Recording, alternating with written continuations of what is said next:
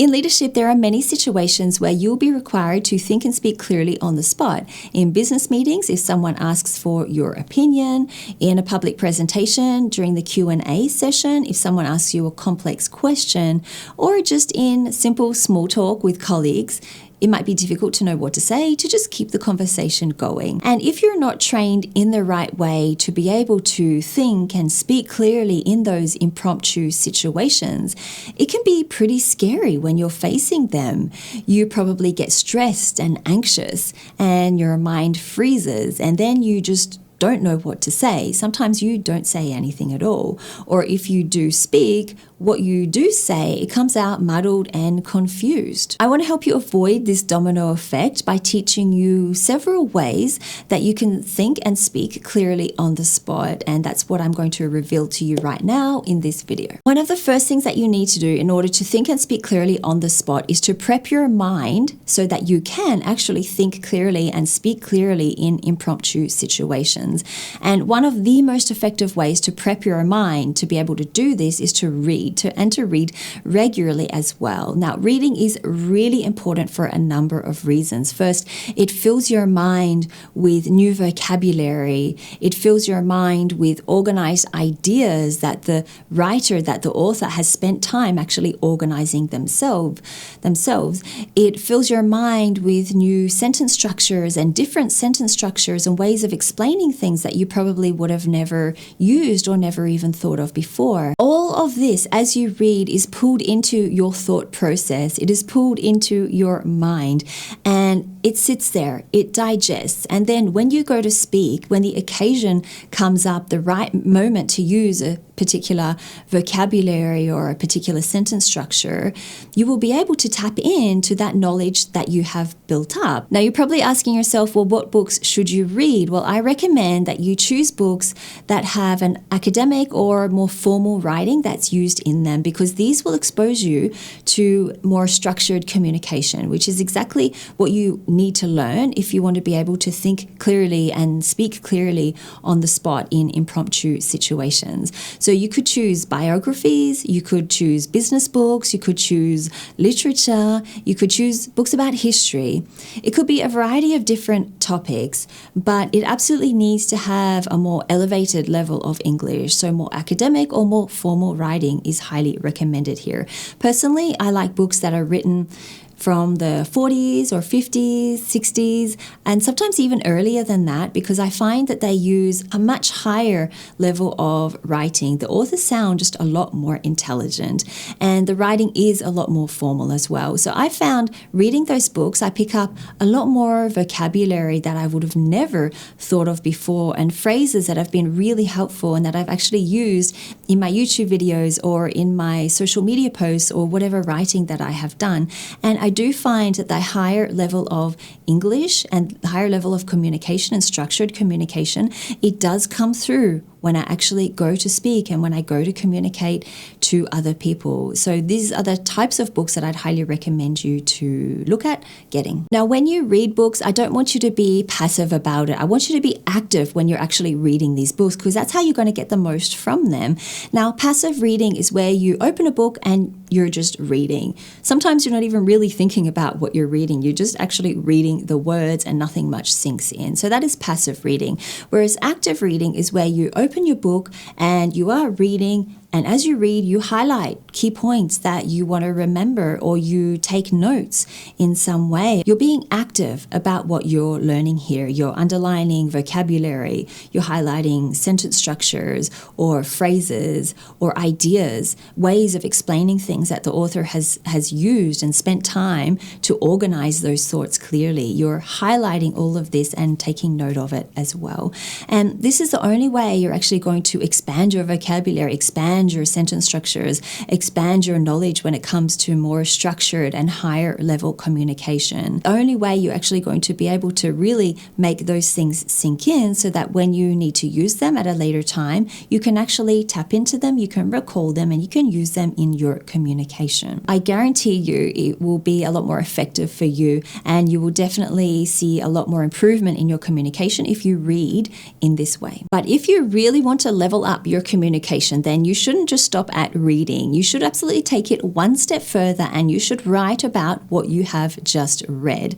So writing taps into a totally different part of the brain and it makes it a lot more effective in being able to remember and to recall what you actually read. So what should you write about after you have read a book or after you've read a chapter in a book? Well, I want you to write down the key points that you learned. What are 1 to 3 key points that you learnt about in that chapter or in that article or in that book? Did you agree with those key points? Do you agree with them? Do you not agree with them, and why? And what are the biggest takeaways that you had from reading that book? What are the biggest 1 to 3 takeaways that you walk away with after spending time actively reading that book? This step is really, really important because writing helps you to organize the thoughts that you have. Reading helps you to know what those thoughts are, but writing actually gives you practice in organizing those thoughts. It helps you move your learning from something that is passive to something that is very active. And this is a lot more helpful, especially when you're trying to be able to think and speak on the spot in impromptu situations. You want that knowledge to be really there in your mind so that you can just tap into it in a moment's notice every time you need to in a conversation. If structured and organized thoughts isn't something that describes your current communication, especially in a business context, then that probably means you're not really putting time into organizing those thoughts first before you speak. You're probably just jumping into the conversation and speaking and hoping that as you speak, you will get to the point or you'll get to understand what those thoughts are and how to organize them. So to avoid that, I encourage you to try to write, practice this, and it will become a part of your mental strength that you use in your verbal communication as well as your written communication too. Let's talk about the speaking stage. So this is where you are in a business meeting, you've been asked a question, you are required to give your opinion or the answer. This could be when you are on stage, you're doing a public presentation and you're required to actually present to the group or to answer a question somebody has asked. It could be in a small talk situation or a one-on-one conversation with somebody else. It could be in a variety of situations in which you are required to speak. But usually what happens if you are anxious, if you are stressed, this is going to prevent you from being able to think clearly. And therefore, it's going to prevent you from being able to speak clearly as well, because it will muddle your thoughts and those thoughts will be muddled and you won't be able to produce them and express them verbally to somebody else in a way that is clear for them to understand you. So you absolutely need to make sure that you calm your nerves, try to relax. Breathing can really help you with this process. Maybe even doing some preparation before the situation. Say it's a public presentation. You can do some calming exercises, some yoga, meditation even, whatever works for you. But for me, what actually helps the most for me in the situations where I'm nervous and when I'm stressed, but I still need to be able to speak on the spot and sound intelligent, is if I have a structure to follow. That is really, really important. Structured communication that I can remember, that I can tap into, and that I can use when I need to explain something complicated to somebody else. In Toastmasters, they use something called the PREP method, which is an acronym for Point, Reason, Example, Point. And they encourage people to use this 4-step method to explain what they want to say publicly. I think it's a brilliant way to really talk and have structured communication and to be able to explain things in a way that is clear and that is very organized for the other person to understand. Plus, it is pretty easy for you to remember what this structure is as well. It's only 4 steps. So let's look at an example of the PREP method using it in action. So in this situation, you are being asked by people in your company why the marketing budget was exceeded by $50,000 the last quarter. They're asking you this stressful question. You need to explain, you need to give them a good reason as to why it was exceeded. This is something you could say using the PREP method. Yes, you're right. The marketing budget for last quarter was exceeded by $50,000. The reason for this is the ad space we were buying, it increased in price, so it became more expensive to buy the same ad space that we bought 6 months ago. If we were to look at the price for advertising on local radio, it cost $120 for a 30-second ad in January, whereas it costs $320 now for the same 30-second ad. And this increase in price, it can be seen across the board. So that is why our marketing budget ended up being $50,000 more. You can also swap out the last part, the last point that you would say, and you can replace this with a suggestion or with a solution. And this would be really helpful if you're actually requesting your boss for an increase in the marketing budget because the prices of ads have gone up so much. And this is an example of how you would do that. If we still want to see the same results from our ad campaigns, we'll need to increase the marketing budget for every quarter. So that is why I'm requesting an increase of $50,000. So what do you think about this method? What do you think about the prep method? Do you think it's easy for you to remember?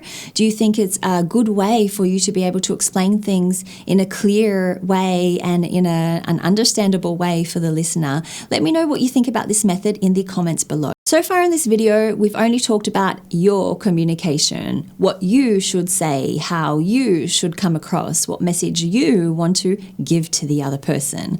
But this misses out a whole important part of overall communication that you absolutely need to remember and you need to tailor your communication for, and that is your audience. Your audience is a really important part of your overall communication, and you need to take them into consideration when you're trying to explain something in a way that is simple and in a way that is clear and in a way that they can understand. The two things that you need to ask yourself before any communication opportunity that will help you to structure your communication in a way for your audience is what is important and relevant to them, and what do they need to know about? These are really important questions because sometimes people communicate with too much information. They overload the listener with way too much information and tell them things that they don't really need to know about, or tell them things they don't really want to know about either.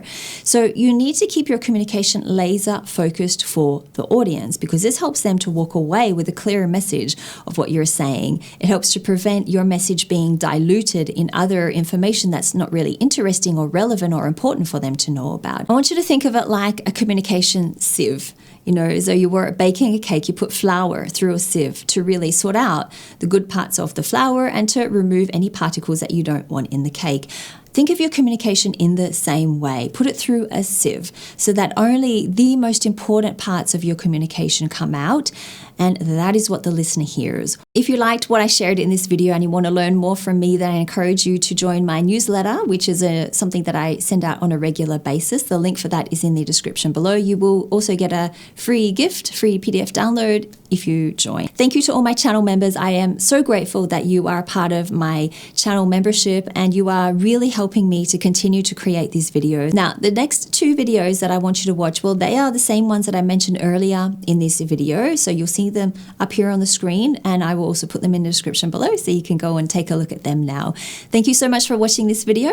I hope you enjoyed it. I hope you found it helpful, and I will see you next week in another video.